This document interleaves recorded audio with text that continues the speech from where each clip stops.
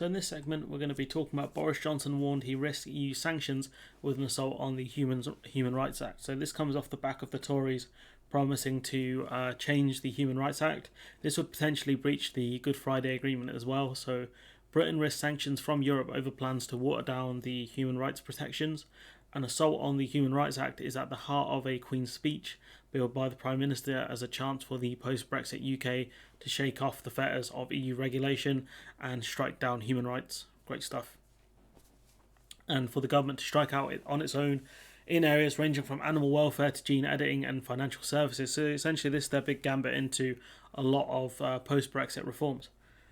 Experts warn that replacing the Act, which embeds the European Convention on Human Rights in UK law with a British Bill of Rights, will have a devastating impact on the country's influence internationally. That we're actively getting rid of people's human rights. I'm sure the dictators around the world will love that.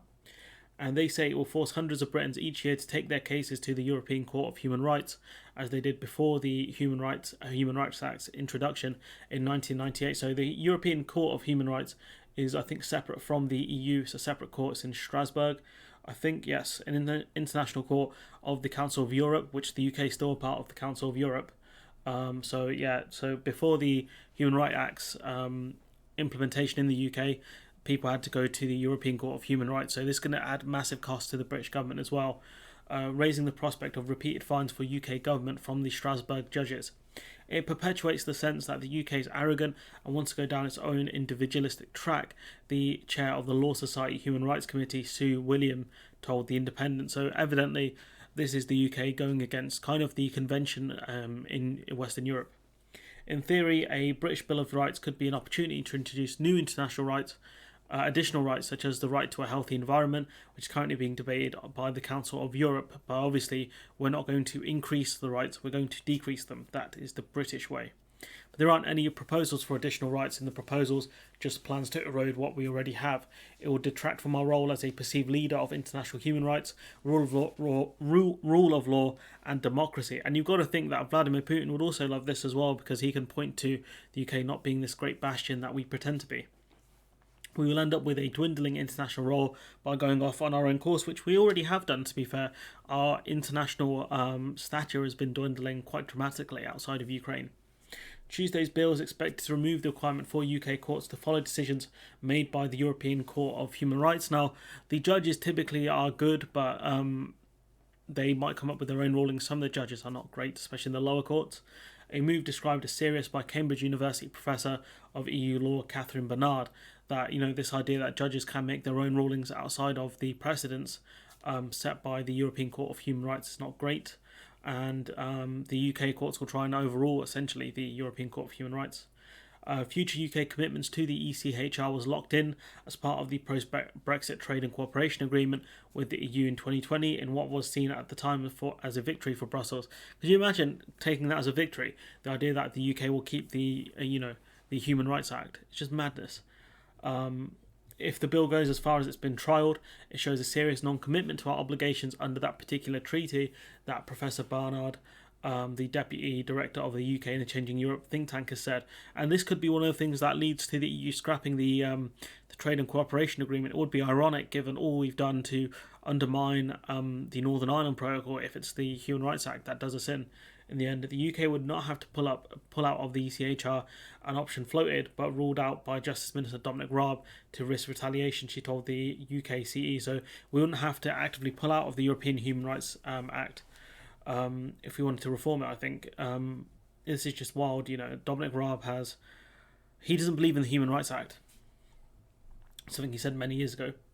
Meanwhile, Liberty Director Martha Spurrier warned of unpredictable consequences for many more international treaties and agreements which have compliance with convention rights written into their text. It's quite interesting that the Human Rights Act is a key tenet of so many treaties. There are all sorts of ramifications if you start to row back on rights protections, the head of the Human Rights Campaign Group told The Independent. If the UK reneges on the Human Rights Act, that's a breach of the Good Friday Agreement. Now, that's something I didn't know, that just by us reneging on this act, we are in breach of the Good Friday Agreement, and we are a guarantor of the Good Friday Agreement, as is the EU, as is the Americans. So, I don't know what happens at that point if we pull out of it. The devolution aspect will be very complex because Scotland and Wales are moving in the direction of incorporating more rights, not fewer. So they might actually incorporate the right to a good environment, for example. Convention protections are inked into many treaties because countries demand equivalence on right standards. And remember that the trade deal that we got with Ukraine, I believe it was, where the UK had changed bits of the EU deal with Ukraine, so we kept the parts about EU law, EU standards being in place, and then once we found out that we had that, we tried to change it. I don't know if it did actually change, but yeah. So there's a similar thing where the Human Rights Act convention is so enshrined into so many treaties that if we pull out of the Human Rights Act or repeal it, for example, we'd be in breach of so many different treaties. Campaigners have warned that the overhaul of the Human Rights Act is far more draconian than expected, accusing Raab of a smokescreen and claiming he wants to protect free speech from mockery and political correctness. But the government could do that without changing the Human Rights Act, and to enable deportation of foreign criminals. The only times we're not allowed to deport foreign criminals is typically when they'll be subject to cruel and inhumane punishment in the countries they're from, for example, the death penalty. Injustices such as the Hillsborough tragedy, and the failure to investigate the black cab rapist John Warboys may not have been exposed if the curbs were already in place. And the Hillsborough one's particularly wild because it was only over the last couple of years, really, that any justice has been found and the families in Hillsborough are found innocent, which is wild considering it happened over 20 years ago, I think it was. The crackdown will also block attempts to enforce human rights even before they reach a courtroom, despite terrible abuses being received only once a legal case starts. So that one's a bit of a confusing one. It will block attempts to enforce human rights even before they reach a courtroom. So will the police be allowed to abuse people's rights? I don't know. That's a bit of a strange one. Miss Spurrier said that the scale of the planned removal of rights cannot be overstated, warning it will create a tiered system where human rights are not universal but dependent on individual circumstances. Making rights conditional on good behaviour is toxic, which is just wild. Like if you behave properly, if you behave in a certain way, you'll get your human rights. But if you behave slightly out of that within the legal world, still you can have human rights taken away. People who the state deems to have behaved badly are precisely those people who are likely to be treated badly by the state, whether they are prisoners or protesters or people that citizenship that the government can treat prisoners differently. That's as long as it's not cruel and inhumane punishment, that's what happens when you commit crime. But to treat protesters badly just because they're making noise is very bad, because that's what the government are looking at. It creates a kind of impunity and erodes the idea that rights are universal. I see what she's getting at now, that the government will essentially treat different protesters differently, or different kinds of prisoners differently, which is what the government have been trying to do for a while. Because for anyone who thinks that the anti-protest bill will be enforced the same as it would be on right-wingers as it would left-wingers, I've got news for you, Chief, that's not going to happen. For migrants in particular, rights become conditional on their citizenship or their asylum claims as well. And let's not forget here that the government is looking at deporting 50 people to Rwanda. She pointed to measures which would leave courts powerless to rule that secondary legislation, often introduced with less scrutiny in response to emergencies like COVID or a terror attack, is in breach of human rights obligations. So the government can imbue like create an emergency kind of thing where they can pass laws without full parliamentary scrutiny, and they'll be voted on at a later date. But if those breach people's human rights, etc., then the courts could have got involved. But if the government make these changes, evidently they won't be able to.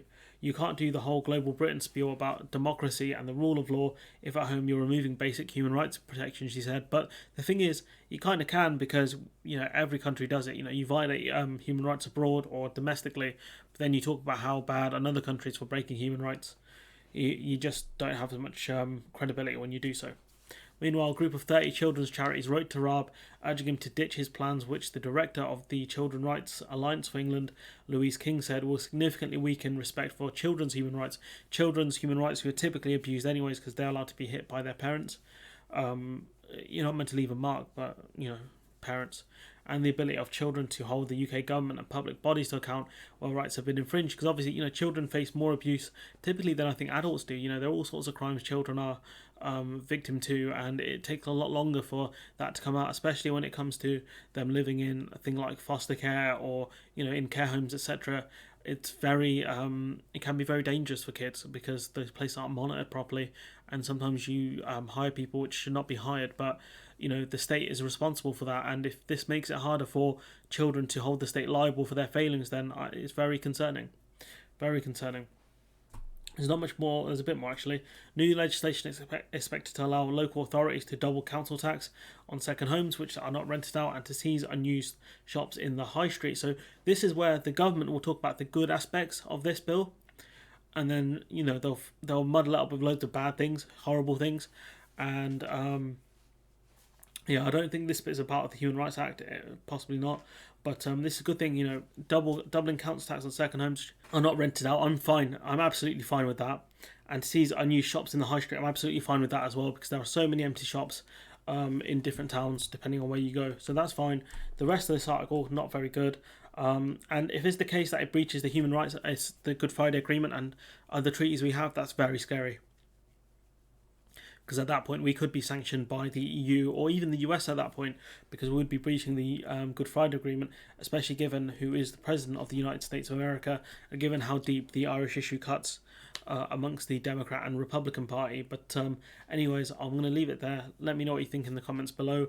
Like, comment, share, subscribe. Not my best work, I'm not going to lie. This law stuff is confusing, but hopefully you come away with some interesting stuff. Support the channel on Patreon if you can, and hopefully I'll see you in the next one.